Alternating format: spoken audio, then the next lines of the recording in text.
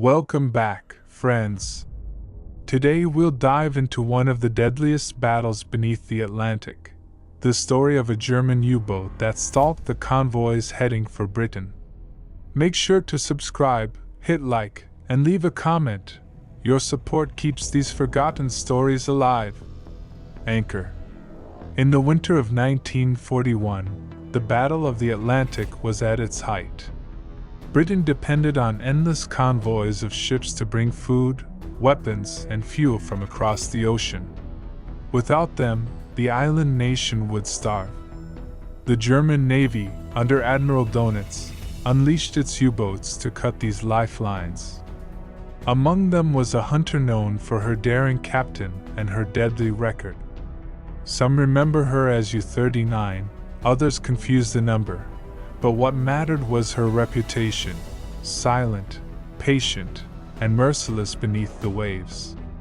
One night, under the cover of darkness, the submarine's hydrophones picked up the distant rumble of engines, a massive Allied convoy bound for Britain. Dozens of merchant ships stretched across the horizon, guarded by destroyers with searchlights sweeping the sea. To most, such protection meant safety. But to the crew of the U-boat, it meant challenge. Slowly, silently, they closed in. The captain gave the order. Torpedoes were readied. At point-blank range, the submarine fired a full spread into the heart of the convoy. The first explosion ripped through a tanker, flames lighting up the night sky.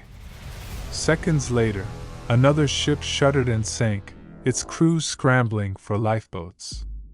Panic spread as whistles blew, alarms screamed, and destroyers turned frantically to find the unseen predator.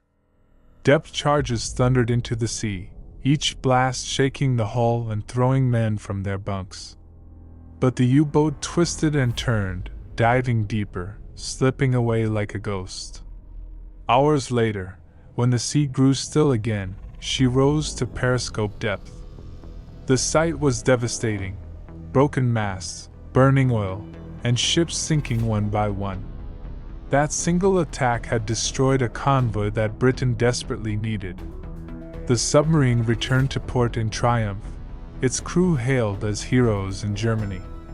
Yet behind the victory lay the darker truth.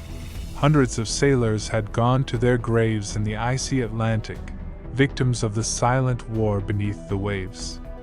The Battle of the Atlantic was far from over, and for every convoy sunk, more would come. But for one night, one U-boat proved that even the mightiest convoy could fall before the hunters of the deep. The submarine had been built in the great shipyards of Germany, designed for one purpose only: to strangle Britain's supply lines. She was small compared to the battleships of the surface, but in her steel hull lay a weapon more terrifying than size: stealth. Crewed by fewer than 50 men, she could slip beneath the waves and strike unseen, turning the Atlantic into a graveyard.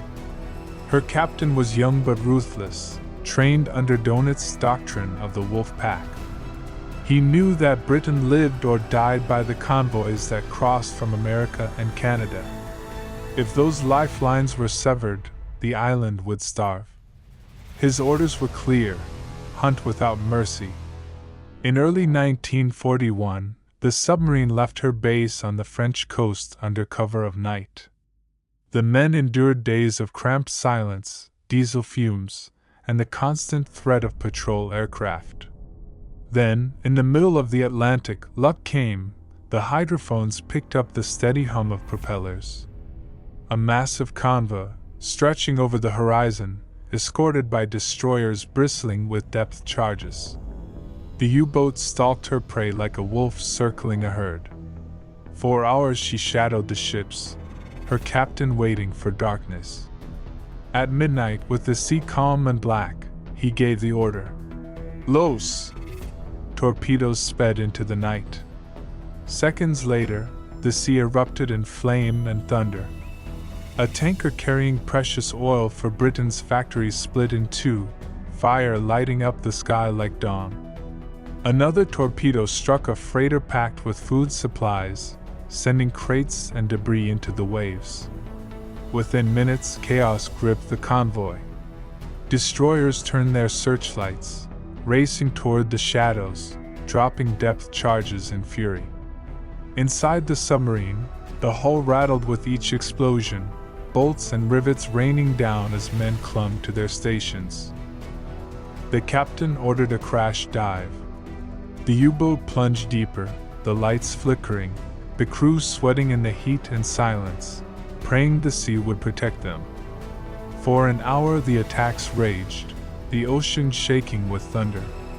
Then, at last, silence. When the submarine rose again to periscope depth, the horizon was a graveyard. Ships burned, some already swallowed by the sea, their crews adrift in lifeboats. The convoy was broken, its escorts scattered. One submarine had dealt a blow felt across the Atlantic. Back in port, the crew was decorated, their names celebrated in Germany's newspapers. Yet every man aboard knew the truth. The Atlantic was unforgiving, and one day, the hunter could become the hunted. For now, though, their victory stood as one of the deadliest U-boat attacks of the war, a night when silence and patience brought an entire convoy to its knees. This was the Battle of the Atlantic, a war not of giant ships and grand battles, but of shadows, torpedoes, and the endless, merciless sea. The U-boat's triumph against the convoy marked the height of her career, but in the Battle of the Atlantic, fortune never lasted long.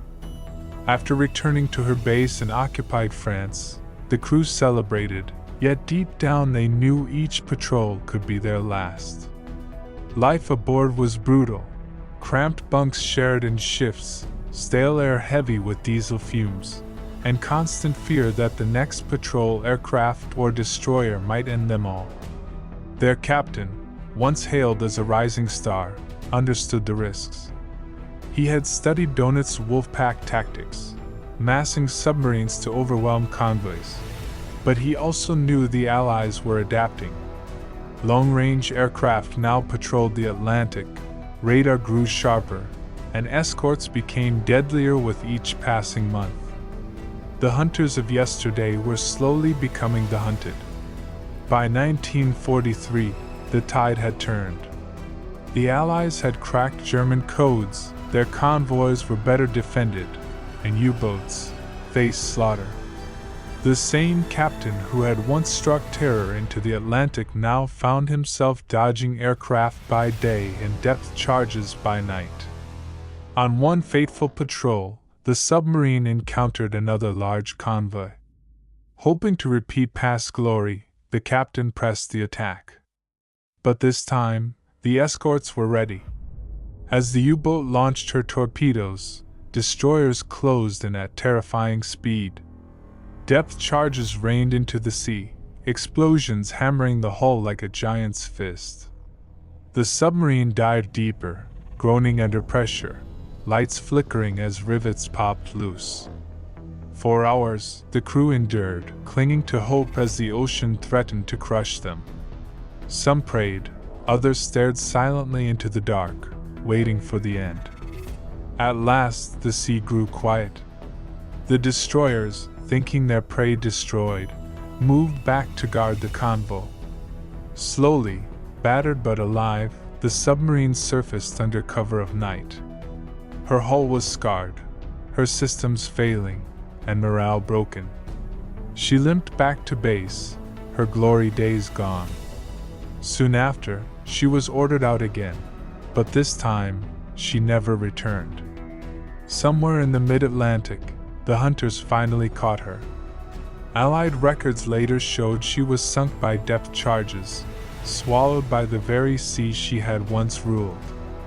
No man survived. Her story ended in silence, but her legend endured. She was remembered as the submarine that shattered a mighty convoy, proof of the terror U-boats brought to the Atlantic. Yet her fate showed the other truth of the war beneath the waves, that no hunter, no matter how skilled, could escape the ocean forever. Life inside the submarine was a world few outsiders could imagine. The crew lived shoulder to shoulder in a steel coffin, barely 50 meters long, packed with torpedoes, engines, and supplies for weeks at sea. The air was always thick with the smell of oil, sweat, and damp clothing, and fresh food lasted only the first few days. After that, it was canned rations and stale bread. Men slept in shifts, hot bunking, sliding into a mattress still warm from the last sailor who had just risen for duty. Privacy did not exist. Every inch of space was claimed by machinery, ammunition, or exhausted bodies. On patrol, the tension never ended. The hydrophone operator strained to pick up distant propellers, knowing that any sound could be the difference between life and death. When alarms rang, "Aircraft sighted!" the crew would dive in seconds, the submarine plunging beneath the waves while hatches clanged shut. Depth charges were their constant terror. Explosions above rattled every bolt, showering dust and rust flakes from the ceiling. Men held their breath, praying each detonation was not the one that would tear the hull apart. And yet, despite the fear, there was pride. Each time they struck a convoy, sending ships and supplies to the bottom, the crew knew they were fulfilling their mission. For Germany, these U-boats were the sharpest weapon of the war, a silent force threatening to starve Britain into submission. Every torpedo that hit its mark was celebrated. Every successful patrol met with medals and cheers back at base. But as 1943 wore on, the victories grew fewer, and the losses heavier. The Allies' technology advanced rapidly. Long-range bombers with radar hunted the U-boats even in mid-ocean, while convoys bristled with escorts carrying sonar and new weapons. The once invisible predators now found themselves chased from every angle. Casualties soared, entire crews vanished without a trace, their boats entombed forever in the deep Atlantic. For the U-boat that had once destroyed a great convoy, this grim reality struck hard. The men still carried out their orders, but each patrol felt more like a march into doom. Whispers spread among the sailors, not of glory, but of survival, of whether they would ever see home again. Their captain, once confident and fierce, grew quieter with each mission, the burden of lost comrades etched into his face. In the end, their fate was sealed like so many others, caught far from land, surrounded by destroyers and aircraft. The ocean became their grave. Yet their story, the triumph of breaking a mighty convoy, the hardship of life beneath the waves, and the inevitable fall, became part of the vast and tragic legend of the U-boat war. It was the spring of 1943, and the Atlantic was no longer the hunting ground it once had been. The Allies had new weapons, escort carriers with aircraft that could spot a periscope from miles away, destroyers fitted with radar and sonar, and depth charges set to explode at precise depths. The German U-boat that had once carved convoys apart now found herself surrounded in a world that had grown hostile. On her final patrol, the crew spotted another convoy, dozens of merchant ships loaded with supplies for Britain, guarded by a ring of destroyers.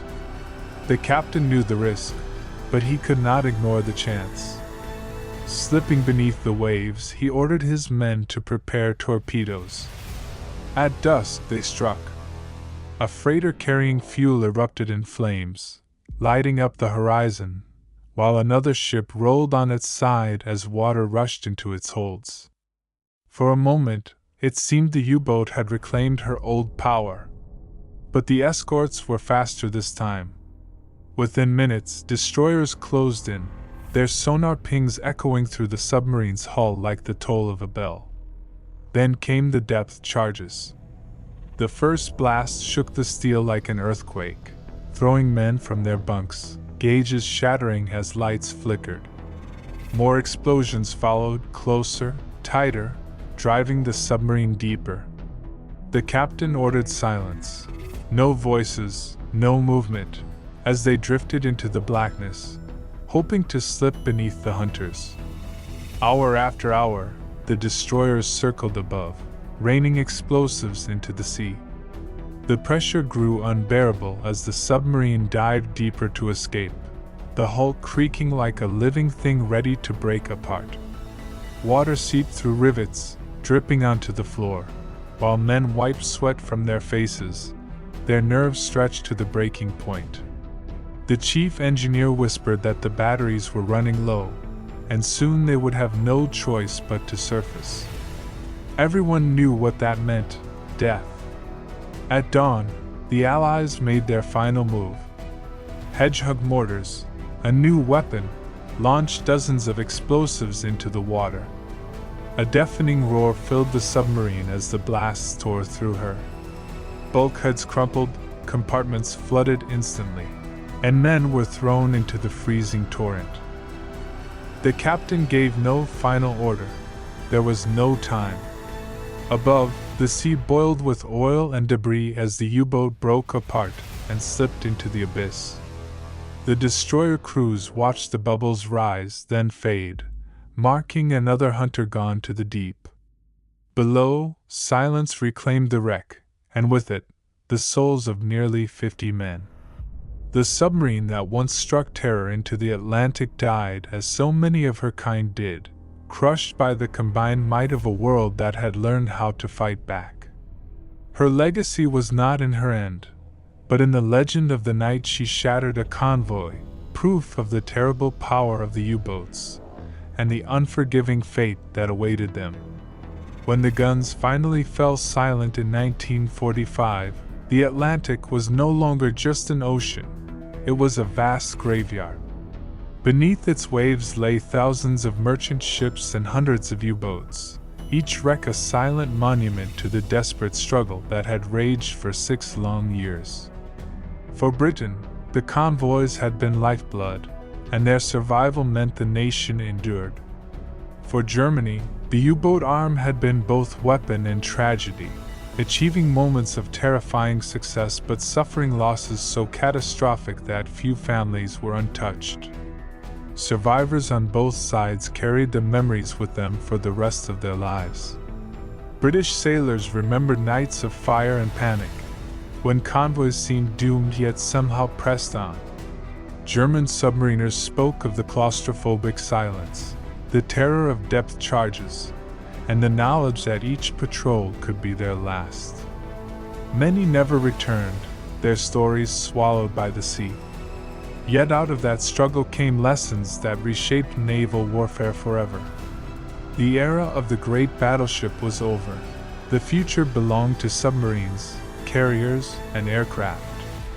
The Battle of the Atlantic proved that control of the seas was not won by size alone, but by persistence, innovation, and the human spirit's refusal to break under pressure. Today, the Atlantic still rolls over the graves of those who fought in it, calm on the surface but heavy with history below. The story of the U-boats and the convoys they hunted remains one of courage, tragedy, and endurance, a reminder that even in the darkest waters, men fought not only for victory, but for survival.